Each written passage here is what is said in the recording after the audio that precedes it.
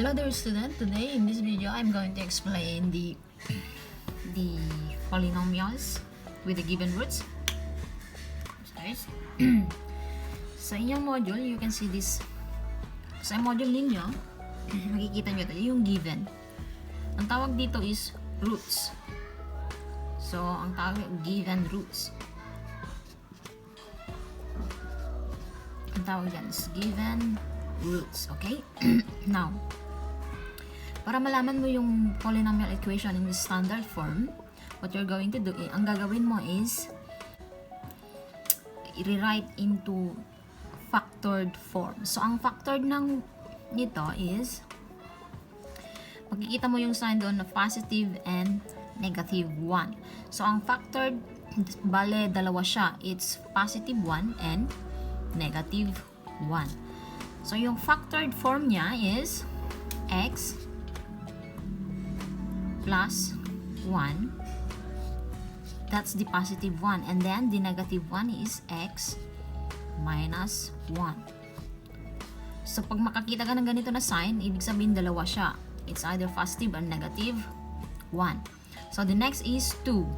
So, in a factored form, ito, positive 2 siya. Magiging negative siya pag nire-write mo into factored form. So, ang factored form niyan is x minus 2. Next is the negative 3. Ang factored form ng negative 3 is magiging positive siya. So, x plus 3.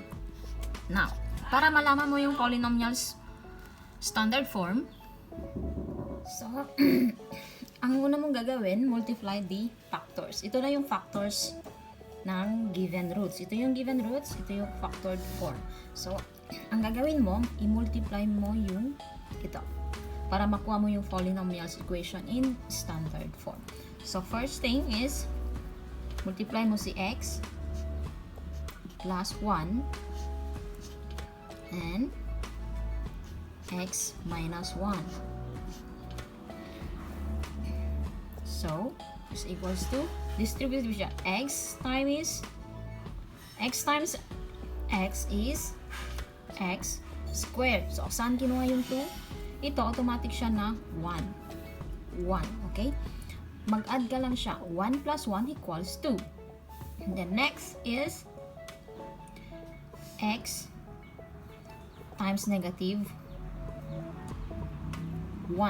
So, yung rules natin about dun sa mga sign na positive times negative is equal to negative. So, pag negative times negative equals positive.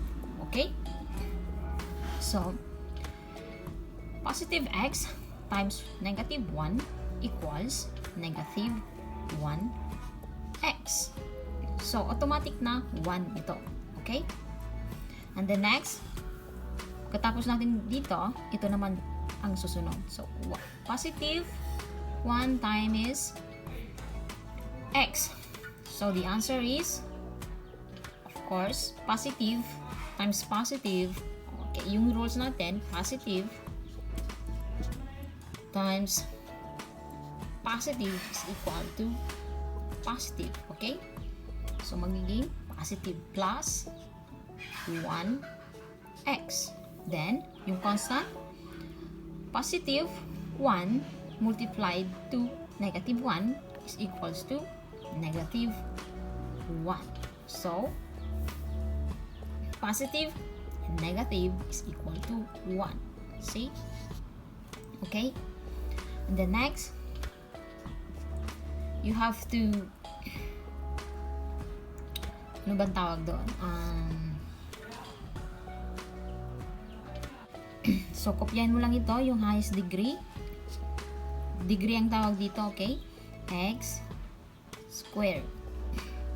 So, magkaiba yung sign nila. Kung napapansin mo, pareho, negative and positive. So, i-cancel mo na lang yan. Automatic na, instead na mag-add ka, you do addition, magsusubtract ka kasi magkaiba yung sign nila, negative and positive. So, i-cancel mo na lang siya, magiging 0. So, no need to put 0 in here. Automatic na yon. So, copy the constant, negative 1. So, ito na yung product nito. Ito yung product. Okay? Ito yung product na nakuha dito. Now, next is, syempre nakuha na natin yung product nitong dalawa na factored form ng given roots. So, next is, kunin na naman ulit natin ito. Hanggang sa matapos to, pag multiply natin lahat mga yan, hanggang sa makuha yung polynomial equation standard form. Next, yung x minus 2. So, nakikita ba? So, x minus 2. And then, next is, ito. Kunin mo ito yung i-multiply natin. Yung product nitong dalawa. So, x squared minus 1. So, ang product niyan is, nakikita ba? O mamaya dada ako ng dito, hindi naman nakikita. So, x times x squared is equal to x cubed. So, yung sinabi ko kanina, automatic na 1 ito. Ang tawag dito is degree. So, mag-add ka lang. 2 plus 1 equals 3. Doon natin kinuha yung 3 na degree. Okay? So, next, pagkatapos nito, next naman is kay constant 1. So, x times 1 is negative 1x. Okay? So, automatic na 1 ito. Hindi ka naman mag-add dito kasi wala naman siyang degree. Constant siya. So, ito lang yung 1. Copy mo lang yung 1. 1 ito. No need na ilagay mo yung 1 dito kasi automatic na yan. Na considered na 1. And then, next, katapos natin doon, next, the constant. Negative 2 times x squared is equal to negative 2x squared. Okay? And the next, negative 2 times negative 1 equals positive 2. So, yung rules natin kanina na negative times na negative is equal to positive. Kaya naging positive ito kasi parehong negative. Okay? So, ito na yung sagot. Okay? Now, i-arrange natin into standard form. So, ang mauna, kung sino yung may pinakamataas na degree, ito yung degree, paulit-ulit po. X cube, ang susunod is negative 2x. Kasi siya yung may second highest degree. So, 2x squared. So, next is si negative 1x. And then the constant is 2 plus 2. So, ito na yung product nito. Okay? Ito na yung sagot niya. So, next, next is, dun sa given roots, ito, yung factored form niya is x plus 3. Ito yun yung negative doon, ito siya, yung factored form niya. So, kopyahin natin si x. Kita ba? So, x plus 3. So, saan natin kinuha ito? Doon. Ito siya. Okay? Hirap pala mag-explain. Naiintindihan ko na yung mga teacher. So, kunin natin ito. Ito yung product. Yung product ng dalawang ito. Okay? So, times x cubed minus 2x squared minus 1x minus plus 2. Okay? Then,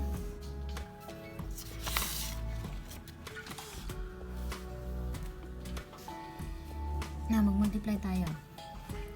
Now, first is ito na yung product. So, equals.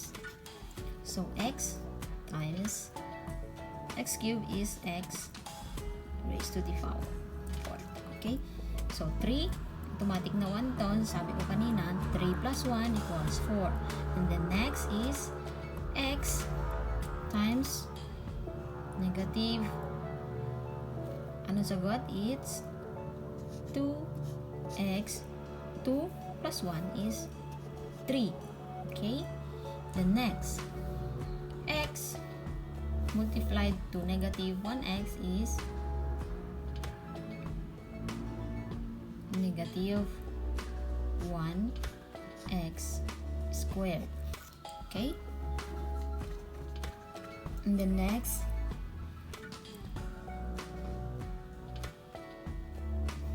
x multiplied to positive 2. So, positive siya. Pareho silang positive din. Positive siya. 2x now. This is constant. So, kopyahin mo yung x doon. Pareho lang yan kasi i-multiply mo siya, magdidikit mga yan. And then, next, pagkatapos natin yan, kay 3. Now, 3 times x cubed is plus. Kopya. Kasi positive, so positive siya. 3x cubed. Okay? And then yung 3 multiplied to negative 2x is negative 6x squared. So, ang rules pag positive is here times negative is equal to what? It's negative, okay? Pag negative times negative equals positive, okay? Now next, saan na tayo? Now next, di ba tapos na tayo dito? 3 times negative 1x is equal to negative 3x, okay? Negative siya. And then next is constant. It's 3 times 2 equals positive 6. So, positive multiplied by positive is equal to positive. Okay? Now, hindi pa yan yung final na product. So, kailangan mo, kung mapapansin mo, pareho yung degree. May magkapareho ng degree. Yung 3, yung 3. And then 2, and 2. So, what are you going to do? Now, kunin mo yung, ito, wala siyang kapero kasi, wala naman yan may degree na 4. So, kopyahin mo ito, yung pinakamataas yan. X, 4. Now, ang susunod is 4, 3, 2, 1. Okay? Next is si 3. Now, negative 2x plus 3x cube plus x cube. Paano nangyari? Imbis na mag-a-add ka, magsusubtract ka kasi magkaiba yung sign nila. Positive siya and then negative. O bakit hindi negative ang nilagay mo dito? No. Positive siya kasi alin bang mas mataas? Kung sinong may mas mataas na value na value is yung 3. Ito, 2. So, ang masusunod ay si positive kasi mas mataas si 3. Kaya ito yung kinuha natin na sign. So, x squared. And then, next, si 2. Ito, 2. Kapero, negative 1x squared and then plus negative x 6x squared is negative 7x squared. Okay? Hirap pala mag-explain. And the next, 4, 3, 2, 1. And then susunod is si 2x, 2x, and 3x. Now, mag-add ba tayo dito o magsusubtract? Magsusubtract tayo kasi magkaiba yung sign nila. Positive and negative 3x. So, ang mangyayari dyan is subtract. Instead mag-add, magsusubtract kasi magkaiba yung sign. And then, ang sagot dyan is, alin ang masusunod? It's positive. Anong susulat ko dito? Positive or negative? It's negative. Okay? Negative po ang ilalagay natin diyan. Negative x. Bakit negative? Kasi mas mataas si negative 3 kaysa kay positive 2. Okay? Mano-mano po tayo nang sa ganon ay maliwanag. Ewan ko lang kung hindi nyo pa maintindihan. Ako, Diyos ko. Ano na next? And then si constant, si 6. Wala namang ibang constant dito.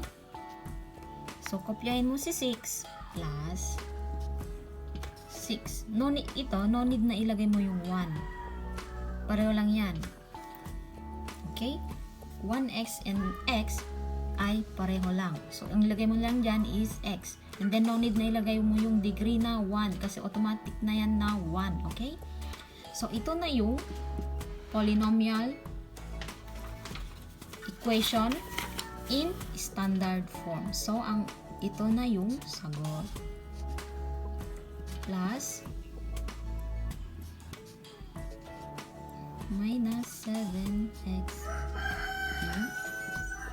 plus 6 is equal to 0. Okay? So, doon sa module nyo na mga grade 10 student, ang ilagay doon is ito. Yung polynomial equation in factored form is, di ba ito yung given. So, ang mangyayari dyan, di ba ito, positive, negative, so dalawa yan. X plus 1, then x minus 1. Ito na yan. Yon. Okay? Then, yung 2, it's, di ba positive siya? Pag pinactored mo, magiging negative. X minus 2. Next is C3. Di ba? Negative 3, magiging positive siya. X plus 3. Pag pinactored mo, magiging positive siya. Equal to 0. Now, in a polynomial is x 4 plus x cube minus 7x minus x plus 6 equals 0. Ito na po yung sagot. Makikita nyo yan sa module nyo ng mga grade 10 student. Okay?